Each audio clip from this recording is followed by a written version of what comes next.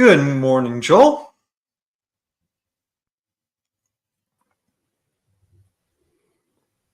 Can you hear me okay?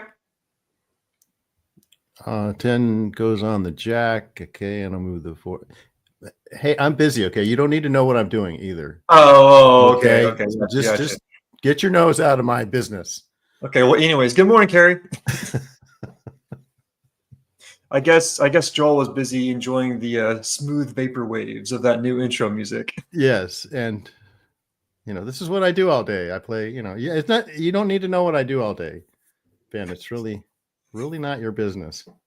Okay. Honestly, and I resent the implication that you need to know what I'm doing. So listen, honestly, I get it. There's a reason why I almost never have my GPS on my phone. I don't want people to know where I'm at.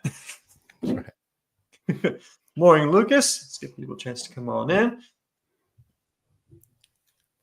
Yeah, that new intro music gives me 90s mall vibes. Yeah, well, it kind of does, or Massage Envy kind of. Oh, yeah. Yeah, thing, to relax you. All right. Good morning, y'all.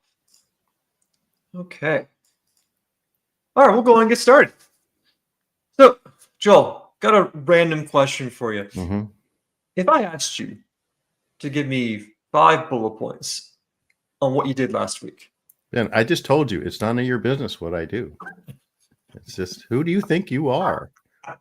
to ask me what I do with my time, Well, you know what? That answer I would totally agree with. But here's the kicker. If you are a federal employee being funded by our tax dollars, how do you think you should respond to someone asking? They're my heroes. They're resisting. They're,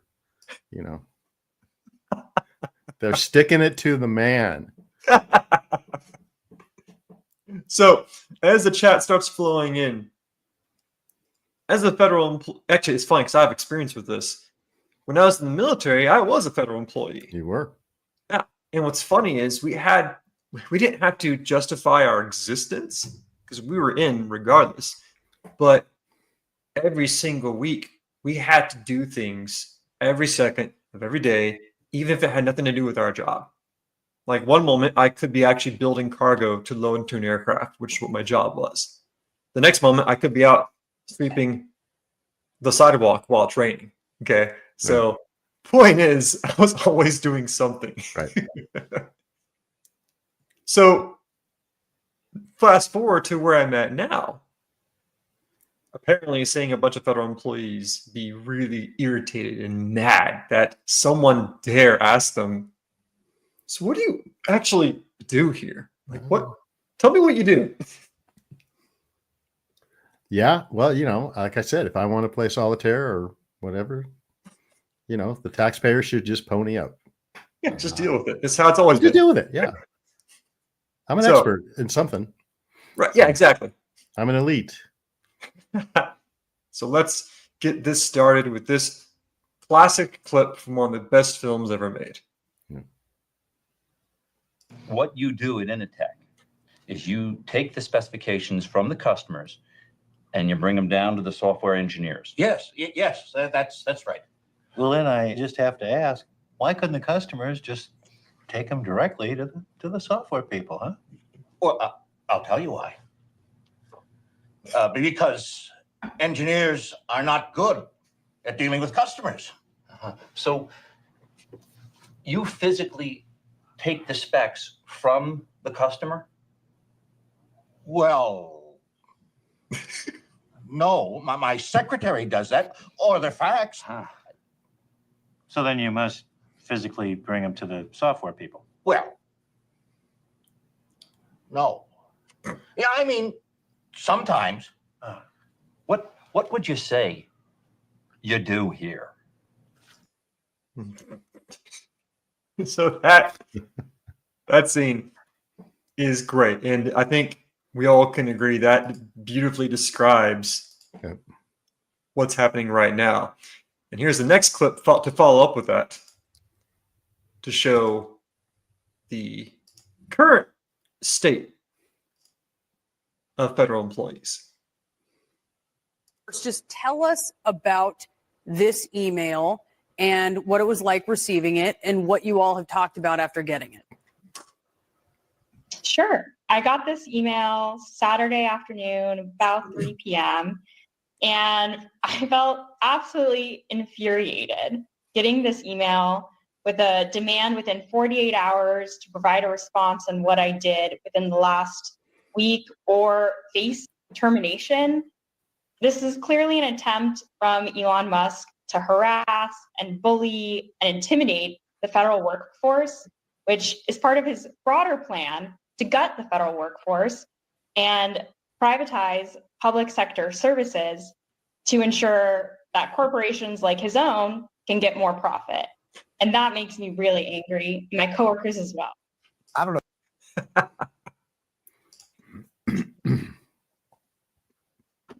Good. So, before we get into it, Joel, what are your thoughts? I just had shades of George Washington and just the standing up for liberty and the standing up for what's right just is truly inspiring. And now, like you were a federal employee, I was a state employee, state of California employee, which is basically just a subset of the same swamp type mentality. And and I was a teacher, a public school teacher. The first advice I got from someone before I went into teaching, because I came from private sector, I guess you'd call it, but I didn't. Anybody that wants to go into education now, I say don't go through 4 years of college and then student teaching and then go right into teaching. I said, don't do it. Go get a job for 3 years as a bank teller. Oh, I'm here.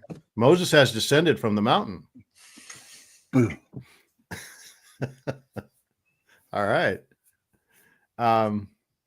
So I always tell them, don't do that. Go work at a bank for 3 years, pump gas, go to work at Costco, do something. Do not, because most teachers have done just what I said. They went through 4 years of high school, 4 years of college. Then they got their credential, and then they have kept in the classroom, for credits to get higher pay, and they never are in the real world. They're always in this kind of bubble that they live in, and they have no idea what real people do, Right. and how the world really works. They're just a privileged class. And the best advice I got from someone, they said, stay out when you go into teaching, stay out of the teacher's lounge. Do not hang out there, because your brain will be slowly turned to bitter, entitled mush, like we just saw. And that's exactly the attitude they have. Who are you? And parents, that is exactly the attitude they have to parents. Who are you to come in and tell us how to teach your child? It's none of your business, Right. And Right. So I know that mentality very well, and I think I successfully avoided it for 13 years. I was a public school teacher. Morning, Michael. Good morning, gentlemen. Morning, Michael. You missed some classic videos. You watched the scene from Office Space where You missed the Bobs. So they're like, what do you do here? And then that was followed up with a CNN clip of a federal worker just furious that someone dares ask her to explain 5 things that they did last week. So that's the main topic of today, is accountability in the workplace. So yeah, Joel, on what you were saying, it's funny that you say that, because I came from a government background in the military, but then I also went to college, I got my degrees, and I became a teacher. And on one hand, I loved it. I loved having a classroom full of life and learning and all of that. But at the same time, while I was doing teaching, I also was getting my master's degree. And my master's degree experience is what showed me the light as far as, is it really worth doing higher education? Like, what it showed me how the sausage is made, so to speak. Yes. And I can't tell you how many professors and other PhD candidates were on that ivory tower thinking, I don't have to explain myself to you. I'm Dr. So-and-so. I'm working on this. And that's cool. Yeah, sure. But like, to me, I never had any problem explaining to someone what I did last week. Right. What do you say, Michael? You look like you're about to burst, man. Oh, I'm Okay. good. You're good. You know, I'm like, what am I going to say? I have 1,000 things I want to say. Well, the first thing that came to mind is one of the. So I didn't go. I am refer to myself as a feral human. I didn't have, you know, father, mother. Now, Michael, this is what you take in school, and then when you're done, when you enter your senior year in high school, start, looking at the colleges and picking a degree and go. Like, none of that. Nobody ever even told me. Nobody even ever suggested I should go to college. And here I was graduating from high school, right? I never had that. And so I went, well, I became a Christian pretty quickly, but soon after. But I worked in construction, and I remember the hard labor. I was on a labor crew, and then it was like getting paid 8 hours a day to work out. That's kind of how I took it. And then you'd have other laborers that would just find an excuse to go stand around the corner behind the building, leaning on a shovel. Right. And they just like, and you'd call, literally the name for them was stand around. Hey, stand around. It was a ridicule. Like, you say, hey, stand around, come over here and do that. Hey, stand around. Right. You'd ridicule them, that work ethic thing. So that was the first thing. What did you do last week? I leaned on a shovel. But this is glorious, right? This is glorious. And then the education side, I also have. This is where I really want to go with this. I was 24 years old when I decided I should probably get a degree to be taken seriously by a certain cross section. Right up to that point, I'm like, I'm living my life. I was a youth pastor as well, and I'm having an influence in people's lives. I feel called by God. I'm doing, I think, important things for the kingdom. And then, but on the intellectual side, I'm like, well, God calls us to tear down strongholds. And what does that mean, right? What are the strongholds? It's bad arguments, bad teaching. It's secularism, it's Islamism, etc. And so, well, to be taken seriously by a certain cross-section, I should probably at least have a bachelor's degree. And that was my motivation.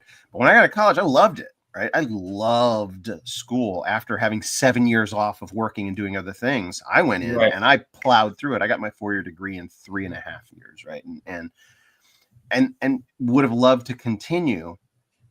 But, God called me. I went different. I am where I am now. And even now, I've been researching history, and coming up in 2 weeks, I have an event where I'm going to be sitting nose to nose with a professor, right? An expert in his field, a person who's like literally at the top of his field of study. And I've had meetings with him, and he's engaged and enthralled, and I'm teaching him. Right? I have information that he knows something about, but I'm teaching him. I took some artifacts to him, and he was looking through them and goes, wow, this is good. So, right? There's the official way to get an education, which is this system that's kind of ossified. There, I don't know if you've seen these statistics. I'm going to stop rambling here in a second. Timing it, Michael. Timing. There's the academia. There's been an explosion in the administrative side, right? Administrators in academia, right? And what are administrators? They don't do anything but push a point of view rather than educate. And so it's like a gold mine. Like, let's go into education and just find a job, get a paycheck, and think we're doing something important when we play solitaire on our computer all day. We call it the echo chamber. Right. It's like, what did you do all last week? I'm like, I sat in my office and answered emails, and I don't know. Right. Hey, Chloe's got a good thing here. It's no wonder they think they're so Mm. important. They make so much money. No rules. No one can fire them. They thought time off all the time. I'm sure they believe they're above the rest of us. And that's really it. I've been around some people that are complaining about this. They don't like what Elon's doing. Mhm. Oh, they're all going to, so many people are going to lose their jobs. Well, how many people have lost their jobs in the last 4 or 5 years because of what these people, Right. not what they do, what they represent, right? It's Right. just this is the swamp, and they're above it. You know, I lost my business partly because of the what they created here, the economic times that they created through this vast administrative state that has no accountability, that thinks they're above us. And then now Mhm. they're above losing their job when millions of people have lost their jobs and don't know how to feed their families and heat their homes. You know, this is a revolution. I've been saying this is every bit as big as when they came to George Washington and says, "What do you want us to call you, King?" They said, "No, King or- I am yeah. Mr. President, and I'm out of here in Right. 8 years." That was like, that turned the world over right there. Yep. Mhm. This is turning the world over. It really is. In a major way. I want to In a add one major way. thing. I want to add one thing. I'm not going to name the person. You know, there's a person of importance and influence in my life who's since passed on, but not to besmirch that person's memory, gave me a piece of advice that I reviled. It was not reviled, but it was like, that does not. They said you should get a government job because they can't fire you. That's literally what you should get a government job because they can't fire you. I'm like, how about I want to do something with my life? Yeah. I didn't say that to the person, but I'm like, but that's that mentality. There's a whole bunch of people out there that have, and if you get a government job, you get in there, you get your paycheck, and they can't fire you, and then you can, like, there's no incentive, there's no drive to be efficient, to serve the bottom line, right? It's just bloat. It's your tax dollars being frittered away into the ether. And the irony to all of this is, if you are working a federal job, and if you are working, and if you think you are important, if you do know your value, you'd be like, oh, 5 things? That's it? Okay. Done. Like, it's not that hard. Just tell me what you did last week. Great. Or make it up. Make up something. Nobody knows.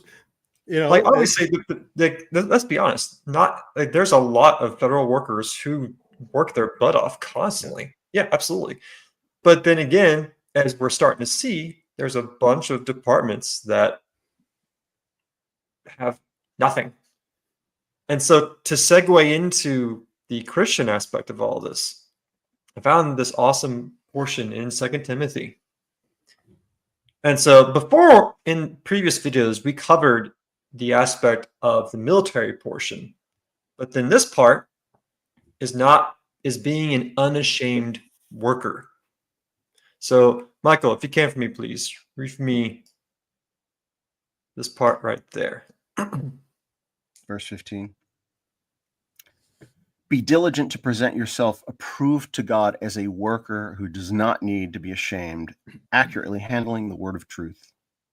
And then, Joel, if you can please read for me 16. Yeah, 16. But avoid worldly and empty chatter, for it will lead to further ungodliness. And then I'll finish up here. Nevertheless, this is verse 19. Nevertheless, the firm foundation of God stands, having this seal. The Lord knows those who are his. And everyone who names the Lord, who knows the name, everyone who names the name of the Lord is to keep away from wickedness. Easy for you to say. And so, Michael, I'll let you go first, and we'll finish up with Joel. How do we as Christians connect this truth of being an unashamed worker to what's happening now?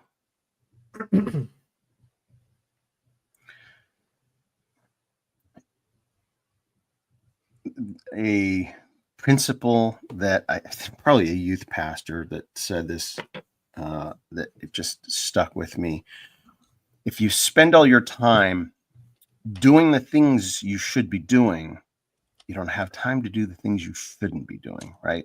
Idle hands are the devil's playground. And, I mean, that presupposes that you know what you should be doing, but I think it's pretty easy to figure out right things to do versus wrong things to do. Twiddling your thumbs, frittering away. We know right from wrong. We know when we're wasting time or burning someone else's dime. But that is our calling, right? God calls us to be laborers, whether it's what we may think is a menial job. When I was a construction worker, I did it for the Lord, right? I did it as to the Lord. And when I worked in ministry, obviously, but that can also feel like a rut, right? And you going through the motions, but you're called where you are and do what you know you should be doing. And God will guide you. Keep moving forward. I mean, this is, I think, speaking specifically of ministry, because accurately handling the word of truth is the context in verse 15, and so being laborers unto the harvest. But Paul was a laborer unto the harvest, and he built tents, or manufactured tents as well. So they're inseparable.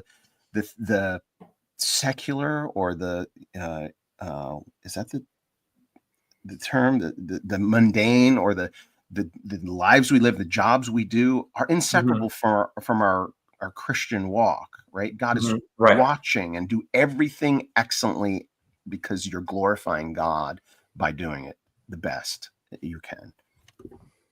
Right. And Joel, your thoughts on that? Well, yeah, and the diligent work we're supposed to do also involves accurately handling the word of truth. And this, what, I was watching a commentary on this, I think yesterday. I think it was Bill Whittle that said, this is a classic Trump kind of way of doing things. This is like an opening. It's kind of like a ping. Okay, who's going to answer these emails? Right? What have we got here? So and what they're doing is they're picking up the rock and looking underneath to see what is there. Right. Right. And I always say this because part of that verse, this is what we're really supposed to do, is handle accurately the word of truth, right? We're supposed to live in truth and be people of the light, right? Well, when you shine light, when someone's been in the dark and you shine light, it really irritates them. One, because it uncovers what they're doing, maybe, but also they're just used to darkness. And when you're used to darkness, light hurts and it irritates. Oh, right. You can't. You get mad at the person. You get mad at the person who's shining the light. How dare you? How dare you? Yes. I was comfortable here in my slimy, dark pit. So I think that's kind of the metaphor I see, and that's what we do as people in the light and the truth. One of the things that's come up this week, also that's kind of tangentially related, is the Jeffrey Epstein files. Yeah. Right. Pam Bondi can't get the Jeffrey Epstein files. Boy, is that ever uncovering a slimy, dark rock, right? But this is, and wherever the truth leads, whoever is on those plane lists, those manifests or whatever, passenger manifests or whatever, wherever those videos are, whatever it is, that's what we need to know, right? Yeah, absolutely. And we need to know how he ended up dead in that cell, right? So this is kind of what's happening now, and this is why I say it's kind of a revolutionary thing we're doing here, but it's also, we're getting back to valuing truth and light over everything, and that's what we should be as Christians. It shouldn't matter to us who, it should matter to us in the short term who was hurt and who's not, who's inconvenienced and not. We need to get to the truth of this, because God is a God of truth and light, and we need to handle it. We're the ones, it's our job to handle this. It's our job to handle the light and the truth he's given us. And this is, to me, this is why it's such a huge cultural shift. Because everybody knows that if you get a government job, you can't be fired. I was a teacher, public school teacher. You can't be fired. You know, unless you lead, unless you're the Bible club advisor like I was, then you might get fired. But you know, so anyways, that's what I see happening here. That's what I see, and why I say it's just this massive revolutionary moment we're in right now. And I don't think people realize it because, like I said, we've been so used to the darkness, and it seems normal to us. And now this light is coming, and like, wait a minute. It's also equivalent to Reagan standing at the Berlin Gate and saying, "Open this gate." Mr. Gorbachev, tear down this wall. What? Tear down the wall? Yeah. Why didn't I think of that? Right. We're so used to this, right? So these are like revolutionary moments, and I think this is one of them. And I think it has to do with we're finally starting to get back to that ideal, that George Washington ideal of, you know, of government of the people, by the people, and for the people. And if that's the case, the people need to know what's going on. It's go ahead. I just want to interject real quick right there. What that last thing Joel said, you know, government of the people, by the people. I think it was Jordan Peterson that mentioned that I don't know, it was he or some other scholar that he was referencing said one of the fundamental reasons that Soviet Union collapse was when automobiles were invented, and the individuals in the Soviet Union could suddenly own an automobile, and they had this experience of autonomy for the first time. They were no longer just they had this experience of like, I can do something on my own and be free. And a similar thing with information technology now. We are not beholden to the state's narrative. We now have independent, now we can get to the bottom of things independently, find it ourselves. So it's right. I think the overall theme for the next 4 years is going to be accountability and transparency. That's what we're promised, and we're already getting that. I need to provide a friendly bit of advice to all the patriots out there, every conservative out there. It's like, listen, it's happening, but it's not going to be easy. Revealing the rot underneath, it's going to be painful. It's going to take time. We're talking about dismantling a system that has been in place for decades. I would argue since JFK, because it's like, I'd argue since FDR. So, oh well, yeah, Woodrow Wilson, man, Woodrow Wilson, or Woodrow Wilson, yeah. Go back even further, yeah. It's what we're doing is unprecedented, and what's happening has never happened before to this scale. And so, on one hand, I get why people are frustrated about a lot of different things. But on the other hand, it's like, this is exciting. This is history in the making. And so as we go back to the topic of accountability, telling our boss, what do we do? Let's be honest, our real boss is Christ. What do we do? How do we hold ourselves accountable every single day? It's like, yeah, we all have physical bosses here on this earth. But at the end of the day, if you are an unashamed worker, if you can stand firm in your beliefs and what you do, if you can account yourself to your king, then you're good. You're fine. And you're not going to shriek and scream when people have the audacity to ask you, tell me what you do. I have people skills. Yeah. On that note, Patriots, Michael, please send us off. It is a good day to be alive. It is crazy. You know, I am an optimist, and when November 5th came and January 20th came, and it seems like every day moving forward, just incredible things are happening. Yeah, it's pain, right? When you cut out cancer, you're going to get some of the good tissue as well, but you're getting the rot out, and people are going to complain and cry. But things are happening right now that will reverberate for generations in a good way. So God is in control. Amen. Absolutely. Take care, everybody.